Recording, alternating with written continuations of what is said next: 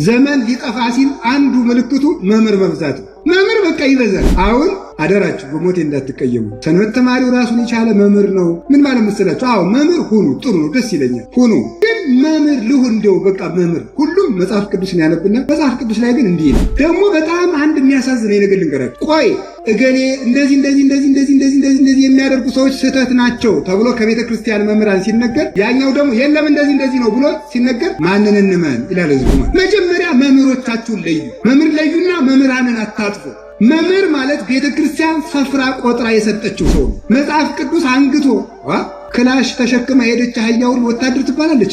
አትባልም። እንዴት ትባላለች? አተኳኮስን የሚያውቀው የሰለጠነው ባለሙያ ነው ወታደር የሚባለው። መጽሐፍ ቅዱስ የተሸከመ ሁሉ መምህር እንዴት ይባላል? እጅ ብታሰናክል ማለት እጅን ቁረጠው ማለት ካልሆነ መጽሐፍ ቅዱስ የሚተረጎም ነው። ምን ማለት ነው ታዲያ? እጅ የኃጢአት ምክንያት ከሆነ እምቢ በለው። አልሰጥም ካል እምቢ ብለህ ስጠበት። እግርህን ቁረጠው ብታሰናክል ማለት ረደክሞኛል ልቀመጥ ሲል እየጸለቀ እምቢ ብለህ ቆምበት ነው እንጂ ቆርጠጣል ነው። አይንን ብታሰናክል አውጠጣላት ማለት ምን ማለት ነው ታዲያ? አይንን እንደው በወስፌ እንደው አውጥተህ ጣለው ነው እንዴ? ምን ማለት ነው ታዲያ? አይን ልተኛ ቢል እምቢ ብለህ ጸልይበት እኮ ነው። ፈቃዱን ቁረጠው እና መጽሐፍ ቅዱስ ይተረጎማል።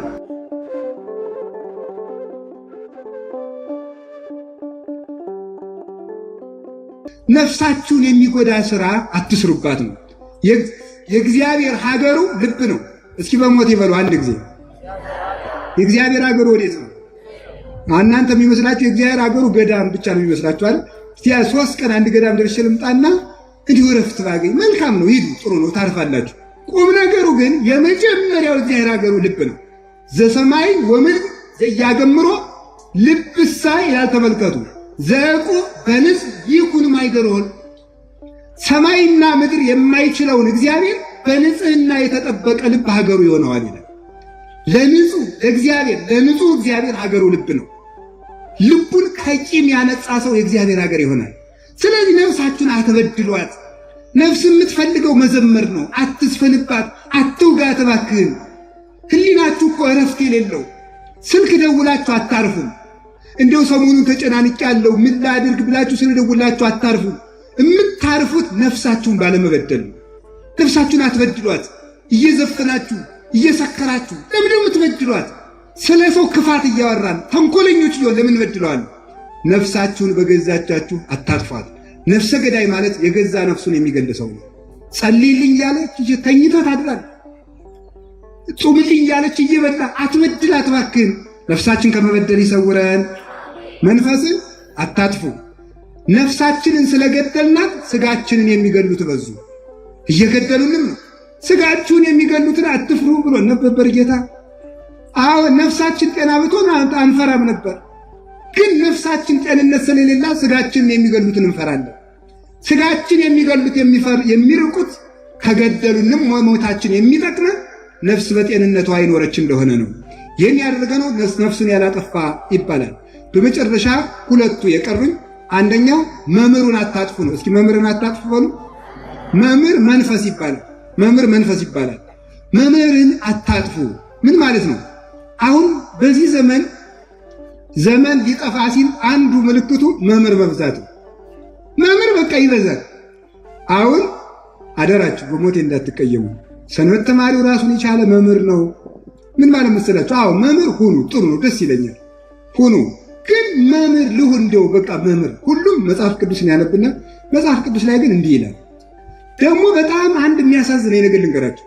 ቆይ እገሌ እንደዚህ የሚያደርጉ ሰዎች ስህተት ናቸው ተብሎ ከቤተ ክርስቲያን መምህራን ሲነገር፣ ያኛው ደግሞ የለም እንደዚህ ነው ብሎ ሲነገር ማንን እንመን ይላል ህዝቡ ማለት ነው። መጀመሪያ መምህሮቻችሁን ለዩ። መምህር ለዩና መምህራንን አታጥፉ። መምህር ማለት ቤተ ክርስቲያን ሰፍራ ቆጥራ የሰጠችው ሰው ነው። መጽሐፍ ቅዱስ አንግቶ ክላሽ ተሸክማ ሄደች አህያውን ወታደር ትባላለች? አትባልም። እንዴት ትባላለች? አተኳኮስን የሚያውቀው የሰለጠነው ባለሙያ ነው ወታደር የሚባለው። መጽሐፍ ቅዱስ የተሸከመ ሁሉ መምህር እንዴት ይባላል? እንዴትስ እነሱስ ቤተ ክርስቲያን ያምሷታል? እንዴት ስራ ሰሪው ይበዛል? አንዱ እንዲህ ነው።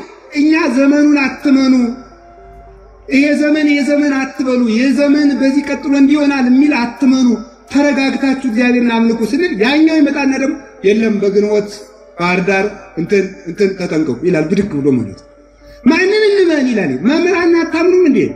መምህራንን እመኑ። መጀመሪያ በቤተ ክርስቲያን መምህራን ማን ናቸው? እንዲህ ይላል ቅዱስ ዮሐንስ አንደኛ ዮሐንስ ምዕራፍ 5 ቁጥር 1 ላይ ኢትመንዋ ለኩላ መንፈስ አላ አመክርዋ ለመንፈስ ለመማ በእግዚአብሔር ይእቲ። መንፈስን ሁሉ አትመኗት ማለት መምህርን ሁሉ አትመኑት። መምህርን ሁሉ አትመኑት።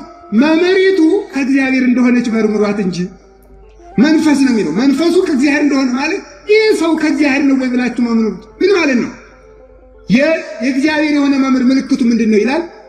ክርስቶስ በሥጋ እንደመጣ የሚያምን ሰው እሱ የእግዚአብሔር ሰው ነው። ክርስቶስ ተወልዷል የማይል ማን አለ? ምን ማለት ነው? ክርስቶስን በኑሮ በትምህርትና በሕግ የሚመስለው ሰው ኑሮውን የሚመስል የክርስቶስ በተለይ ምልክቶች አሉት ራሱ የዋህነት፣ ትሕትና፣ ፍቅርና ትዕግስት የሚባሉ እነዚህን የተከተላቸው ትምህርት ያለው ሊሆን ይገባዋል። ያ ባይሆን ደግሞ ምን መሆን አለበት? ሃይማኖቱ የቀና መሆን አለበት። የተማረ መሆን አለበት። ክርስቶስ ትምህርት ቤት ውሏል እኮ እሱ እንኳን ዘማሃሮ ለአብርሃም ነገር ልሳነ ዕብራይስጢ ልቀ እንዘ ይትሚሃር ልሳነ ዕብራይስጢ ለአብርሃም የዕብራይስጥን ቋንቋ የገለጠ አምላክ አበ እመ እያለ ፊደል ቆጥሮን ያደገ የተማረ ሰው መሆን አለበት። ቤተ ክርስቲያን የላከችው መሆን አለበት። ከቅዱስ ሲኖዶስ ከጠቅላይ ቤተ ክህነት በሀገረ ስብከት ተመድቦ ስራ የተሰጠው ሰው መሆን አለበት። እንዲሁ ማንም ሊነዳን አይገባም። መምህራንን ለማወቅ ያብቃል። እንዲሁ ከማኅበረ ሥላሴ ጥጆች ብሰን ቁጭ እንበል።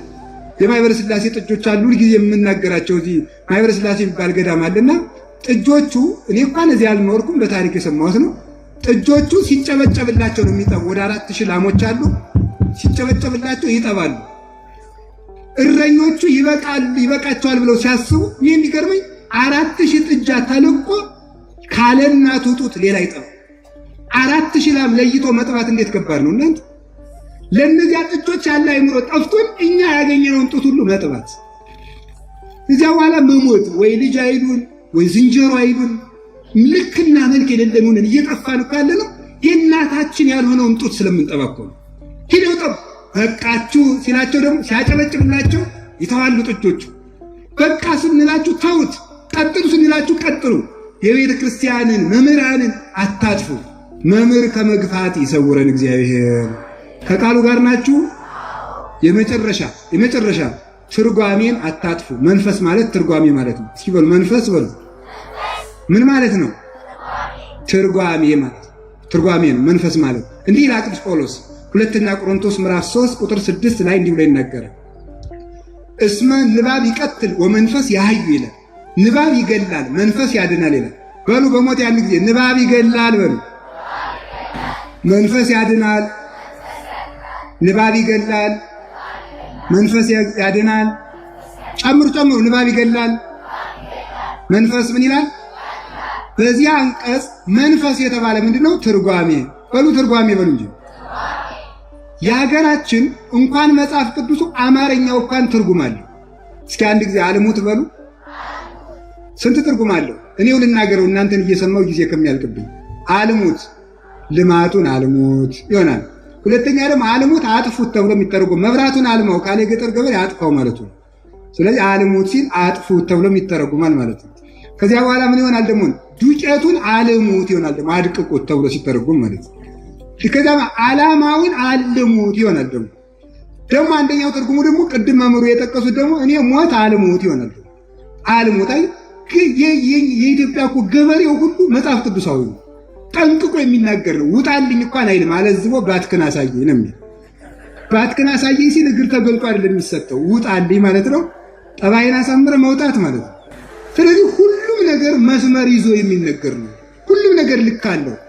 ልክ ይኖራችሁ። አሁን ሳቃችሁም ልክ ይኖረው። ጊዜ እንዳጨርሱ ከቃሉ ጋር ናችሁ። እግዚአብሔር ከሁላችን ጋር ይሁን። ስለዚህ ትርጓሜ ያስፈልገዋል። ለምሳሌ አንድ ነገር ልንገራችሁ። እጅ ብታሰናክል እስኪ በሉ ምን አድርጋት? እስኪ ከእናንተ መካከል እጁ አሰናክሎት የሚያውቅ እጁን ያውጣ። እሺ ዛሬ ተቆረጠ ወይስ ምን ይሻላል? ይኸውላችሁ ይኸው ትርጓሜ ያስፈልገዋል እንጂ አሁን እንግዲህ አሁን የሁሉ ሰው በእጁ ያልሰረቀ ሊኖር ነው እዚህ ውስጥ ያልሰረቀኝ እንግዲህ አሁን ማጭዳን እንቁረጣችሁ። ይተረጎማል። እጅ ብታሰናክል ማለት እጅን ቁረጠው ማለት ካልሆነ መጽሐፍ ቅዱስ የሚተረጎም ነው። ይሄ ምን ማለት ነው ታዲያ? እጅ የኃጢአት ምክንያት ከሆነ እምቢ በለው። አልሰጥም ካል እምቢ ብለህ ስጥበት። እግርን ቁረጠው ብታሰናክል ማለት ረደክሞኛል ልቀመጥ ሲል እየጸለይክ እምቢ ብለህ ቆምበት ነው እንጂ ቆርጠጣል ነው እንዴ? ዓይንን ብታሰናክል አውጥተህ ጣላት ማለት ምን ማለት ነው ታዲያ? ዓይንን እንደው በወስፌ እንደው አውጥተህ ጣለው ነው እንዴ? ምን ማለት ነው ታዲያ? ዓይን ልተኛ ቢል እምቢ ብለህ ጸልይበት እኮ ነው። ፈቃዱን ቁረጠው እና መጽሐፍ ቅዱስ ይተረጎማል። አይ እኛም እኮ አንብበን መንፈስ ቅዱስን ይገልጥልናል ይሏቸዋል። ደግሞ ለዚህ አንብበን መንፈስ ቅዱስ ይገልጥልናል ከተባለ ክርስቶስ መጽሐፍ አሳትሞ መሄድ ጠፍቶት ነው 3 ዓመት ሲተረጉም የከረመ? ለሐዋርያት ሲያስተምር የኖረ? ሐዋርያት መጽሐፍ እየጻፉ እያደሉ በዓለም መላካቷቸው ነው? በመምህራን የሚተረጎም ነው። ስለዚህ ምን ያደርጋሉ? ከቤተ ክርስቲያን ውጭ የሆኑ ሰዎች አንተ ይህንን የተማርከው የታወቅከው እንዳይሏቸው አስቀድመው ይላሉ። የቤተ ክርስቲያኑን ትርጓሜ ተረት ተረት ነው ይላል። ተረት ተረት ነው። ወንጌል ስበክ ይላል። ወንጌል እሺ፣ እሱ ትናንትና እንትን የሚባል ሆቴል ስበላ ጨው በዝቶበት ነበረ ብሎ ሲያወራ ወንጌል ይሆናል። እኛ ዮሐንስ አፈወርቅ ቄርሎስ ብለን ስንጠቅስ ተረት ይሆናል። ህዝቡ ሞኝ ስለሆነ ይሰማል። ምን ይደረግ? ምን ይደረግ? ሰው ሲያገኝ ሞኝ ሲያገኝ አታሎ ነግዶ የማያልፋለን። ስለዚህ ሁላችንም የትርጓሜ ሰዎች እንሁን። ከቤተ ክርስቲያን መዋልን እንልመድ። እንደው ቅዱስ ጳውሎስ እርቱ ተታገሱነ። ቅዱስ ጳውሎስ እናንተ ተው እንጂ ቆይ መምህሮቻችን ይምጡ በሉ። የመጨረሻ ቃል ነው። እስኪ በሉ ቆይ በሉ። መምህሮቻችን ይምጡ፣ ልትታገሱን ይገባል አለ ቅዱስ ጳውሎስ። የቆሮንቶስ ሰዎች ሲፋጁበት አስተምሯቸው ሄዶ ሐሰተኛ ገብቶ በትርጓሜ ሲበጠብጣቸው እንዴ ቆይ መምህራችን ይምጣ አትሉም እንዴ? ብንዘገይስ እስከምንመጣ አትጠብቁንም እንዴ ነው ያላቸው ቅዱስ ጳውሎስ። ቆዩ እንጂ ቆይ ጳውሎስ ይነገር፣ ቆይ ቄርሎስ ይጠቀስ። ለይንጻኬ ብፁዕ ጳውሎስ ማይከሌ ነው ይላል ቅዱስ ቄርሎስ ሲተረጉም። ንስጥሮስን ሲረታው እንዲህ የምትል ከሆነ እስቲ መምህራችን ጳውሎስ መጥቶ ይመስክር ይለዋል። ምስክር ሳታቆሙ ለምን ትረታላችሁ? ሳታስተረጉሙ ተርጓሚ ሳይጠፋ መምህር ሳይጠፋ ለምን እንጠፋለን? ስለዚህ ወገኖቼ አስተርጉመን እንድንድን፣ ከመላእክት ታርቀን እንድንድን፣ ከመንፈስ ቅዱስ ታርቀን እንድንድን፣ ነፍስና ስጋችን አስታርቀን እንድንድን አምላከ ቅዱሳን ይርዳን።